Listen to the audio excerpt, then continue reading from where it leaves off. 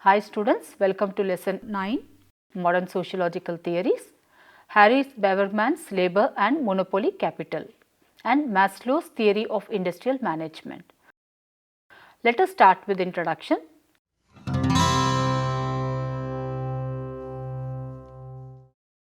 Monopoly capital is the result of capitalist desires to increase productivity through managerial control over workers' labor processes. Braverman desired democracy in the workplace, which shared duties, skills and knowledge for all. The value of all goods and services, all commodity value is created by human labor. Capitalism is a system built around the drive to increase capital.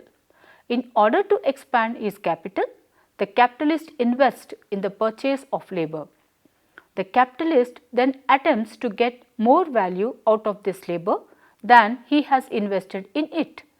The more surplus the capitalist can expropriate from the workforce, the greater the profitability, the greater the accumulation of capital.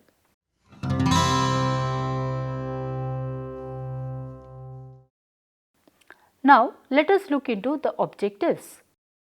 To learn Harry Braverman's labor and monopoly capital and to know Abraham Maslow's industrial management.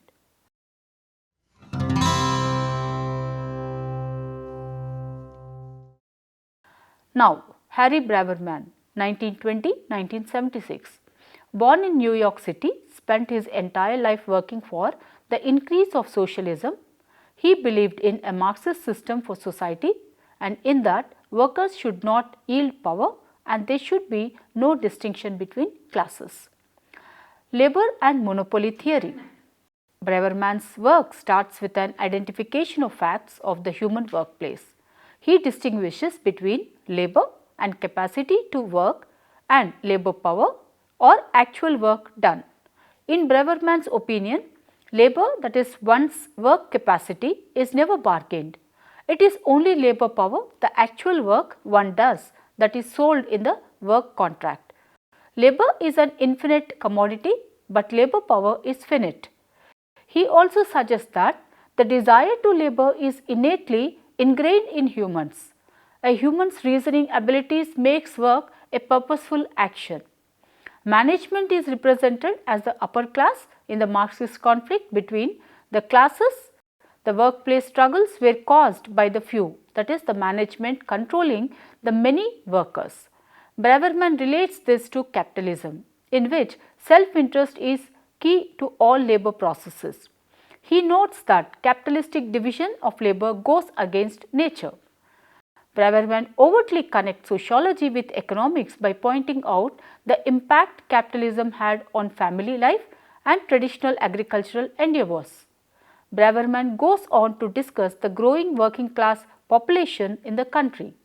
He reaffirms that it is the labor of the working class that creates capital for the capitalist to use to control the laborers. It is a circle of imbalance as the capitalists require more productive labor as defined as that which produces capital and laborers are pushed into deep levels of control as capitalists focus solely on productivity. The monopoly capital is the result of capitalist desires to increase productivity through managerial control over workers and the labor processes.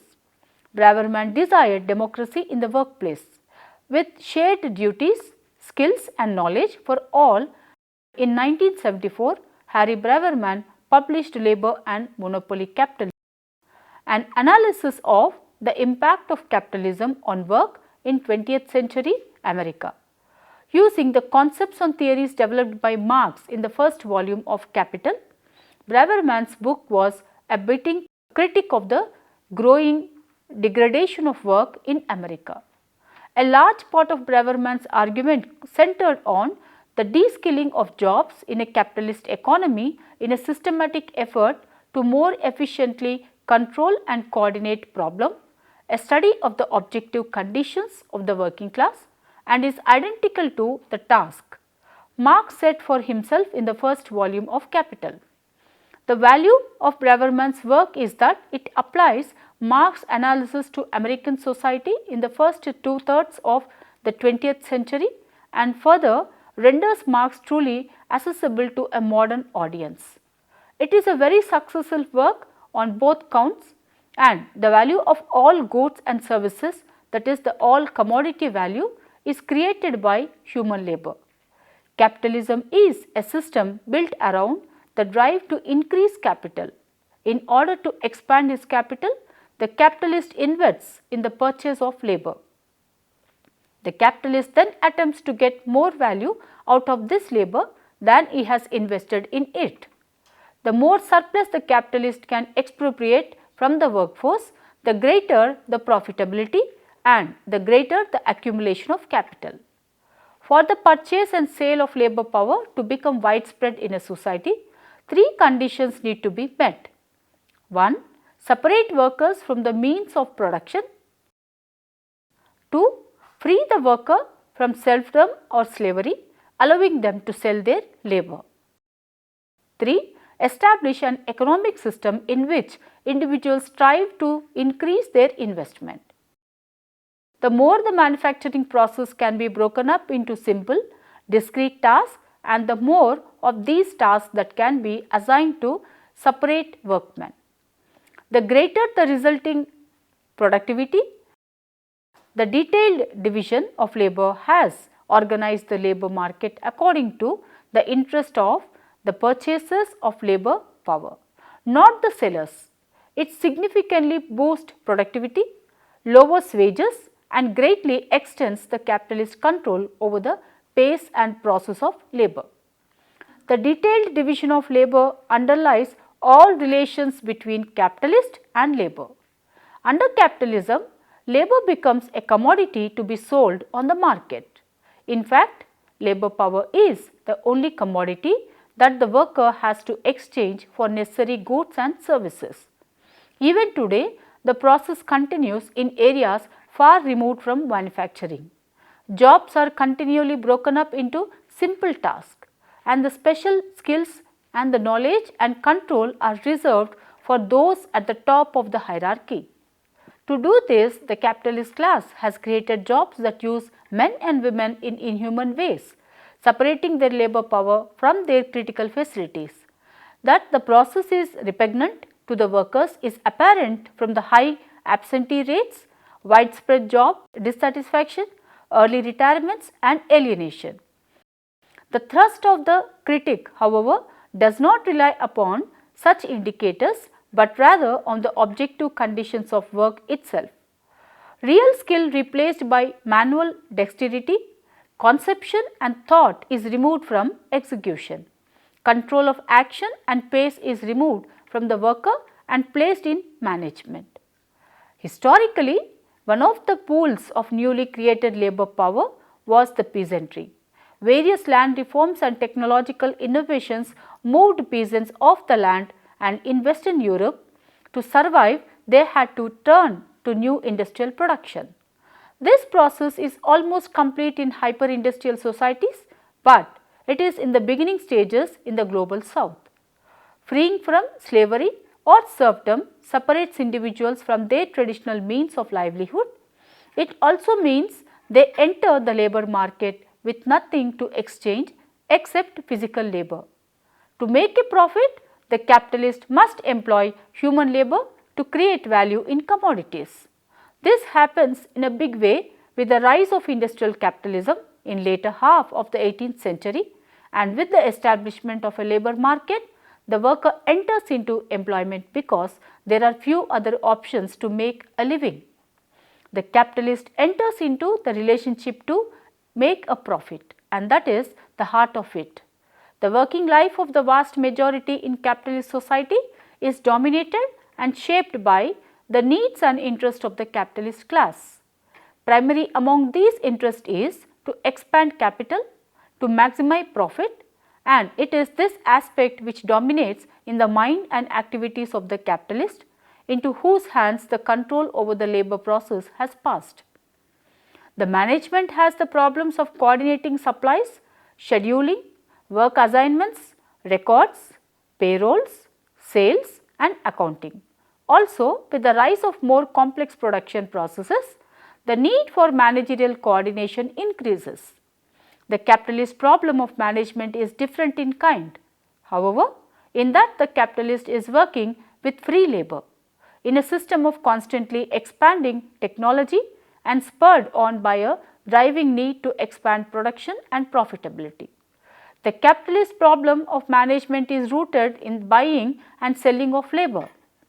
What the worker sells and what the capitalist buys is not an agreed amount of labor, but the labor over an agreed period of time. Such labor represents a cost for each non-productive hour. Workers have an interest in conserving energy, capitalists in expanding it. There is therefore a fundamental antagonism between worker and capitalist, and between those who manage and those who execute, and those who bring to the factory their labor power and those who undertake to extract from this labor power the maximum advantage for the capitalist.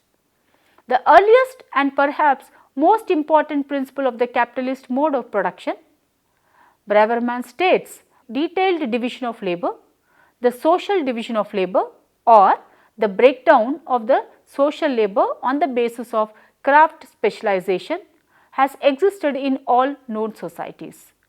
This social division of labor is an important factor in determining the rate of technological development, the extent of stratification and inequality, and the degree for socio-cultural solidarity and cohesion.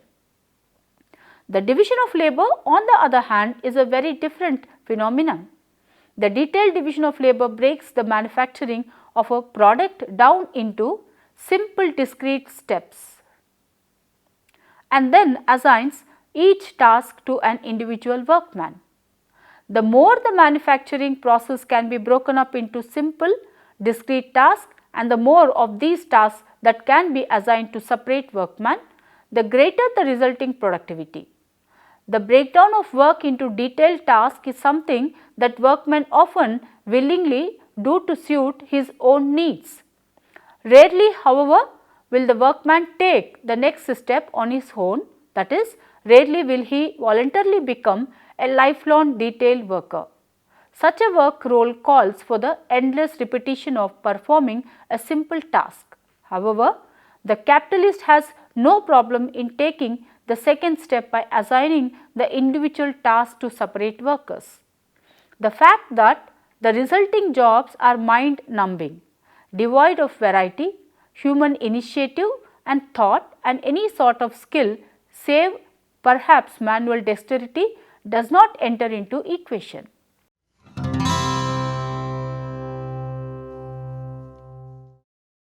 Abraham Maslow's needs theory of motivation. Effectively motivating employees has long been one of the management's most important and challenging duties. Motivation refers to the psychological processes that stimulate excitement and persistence of voluntary actions aimed at some goal. Because motivation can be highly individualized, managers use a wide range of techniques to keep their employees motivated and happy. Therefore, it is essential for managers to understand the psychological processes involved in motivation so that they can effectively direct employees towards organizational goals. The needs theories attempt to identify internal factors that motivate an individual's behavior and are based on the premise that people are motivated by unfulfilled needs. For example, if you were dissatisfied with living in your parents' basement at age 40, you might go out and find your own apartment. In doing so, you will fulfill the need for privacy, independence and ability to bring a date home without having to explain why you still live with your parents. Needs are psychological or physiological insufficiencies that provoke some type of behavioral response. The needs of a person can range from weak to strong and can vary based on environmental factors, time and place.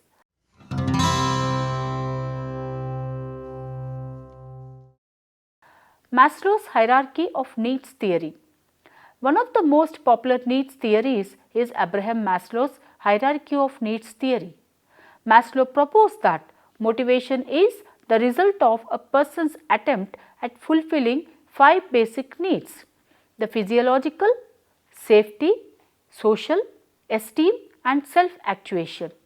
According to Maslow, these needs can create internal pressures that can influence a person's behavior. The physiological needs are those needs required for human survival, such as air, food, water, shelter, clothing and sleep. As a manager, you can account for the physiological needs of your employees by providing comfortable working conditions, the reasonable work hours and the necessary breaks to use the bathroom and eat and drink. Safety needs include those needs that provide a person with a sense of security and well-being.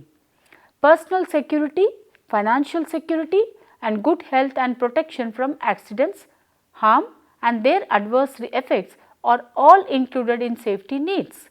As a manager, you can account for the safety needs of your employees by providing the safe working conditions.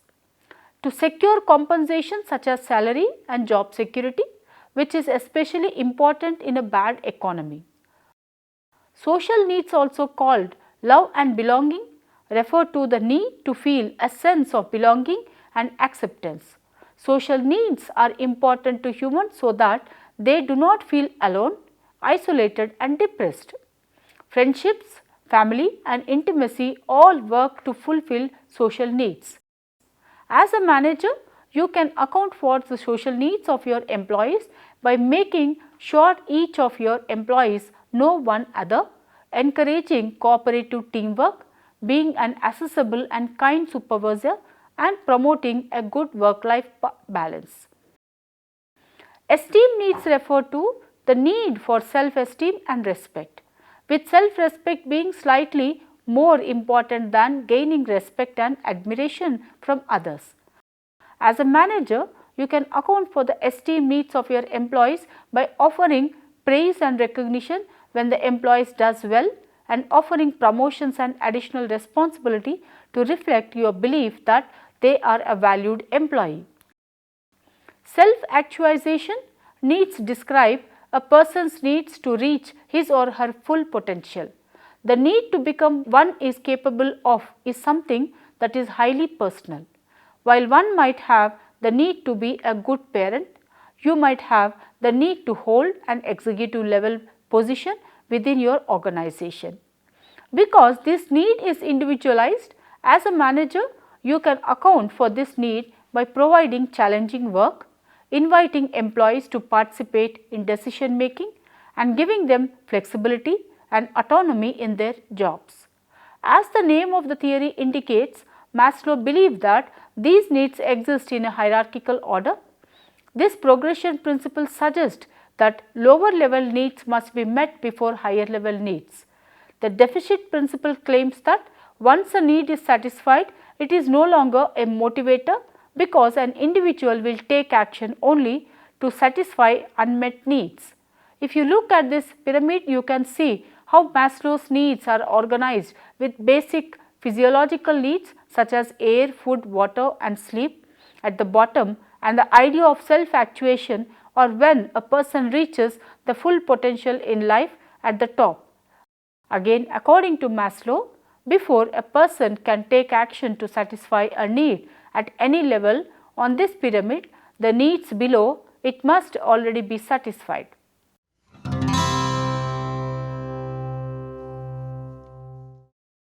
Now, the application of Maslow's theory. With Maslow's theory, an employee beginning emphasis on the lower order, needs physiology and security makes sense. Generally, a person beginning their career will be very concerned with physiological needs such as adequate wages and stable income and security needs such as benefits and a safe work environment. We all want a good salary to meet the needs of our family and we want to work in a stable environment. Employees whose lowest level needs have not been met will make a job decisions based on compensation, safety or stability concerns. Also, employees will revert to satisfying their lowest level needs when these needs are no longer met or threatened, such as during an economic downturn. He places an extra obligation on managers to act humanly when difficult organizational decisions such as staff reductions have to be implemented. Callous implementation of difficult decisions will cause the remaining employees in the organization to feel threatened about the ability or desire of the organization to continue to meet their physiological and security needs. Once these basic needs are met, the employee will want his belongingness or social needs met. The level of social interaction an employee desires will vary based on whether the employee is an introvert or extrovert. The key point is that employees desire to work in an environment where they are accepted in the organization and have some interaction with others. This means effective interpersonal relations are necessary, and managers can create an environment where staff cooperation is rewarded. This will encourage interpersonal effectiveness, and ongoing managerial communication about operational matter is also an important component of meeting employees' social needs. Employees who are kept in the dark about operational matters and the future plans of the organization often feel like they are an organizational outsider. With these needs satisfied, an employee will want his higher level needs of esteem and self-actuation met. Esteem needs are tied to an employee's image of himself and his desire for the respect and recognition of others. Even if an individual does not want to move into management, he probably does not want to do the same exact work and for 20 years. He may want to be on a project team, complete a special task, learn other tasks or duties, or expand his duties in some manner. Cross training, job enrichment, and special assignments are popular methods for making work more rewarding. Further, allowing employees to participate in decision making and operational matter is a powerful method for meeting an employee's esteem needs. Finally, symbols of accomplishment such as meaningful job title, job perks, awards, a nice office, business cards, workspace, etc. are also important to an employee's esteem. The important consideration for managers is that they must provide rewards to their employees that both come from the organization and from doing the work itself. Rewards needs to be balanced to have a maximum effect. Finally, while work assignments and rewards are important considerations to meeting employee esteem needs and workplace fairness equity is also important. With self-actuation, the employee will be interested in growth and individual development. He will also need to be skilled at what he does. He may want a challenging job, an opportunity to complete further education, increased freedom from supervision, or autonomy to define his own processes for meeting organizational objectives. At this highest level, managers focus on promoting an environment where an employee can meet his own self-actuation needs.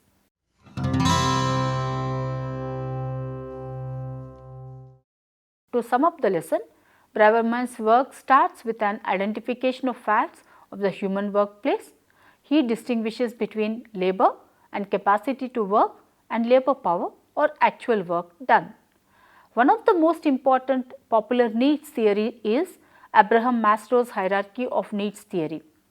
Maslow proposed that motivation is the result of a person's attempt at fulfilling 5 basic needs: physiological, safety, social, esteem and self-actuation. Thank you.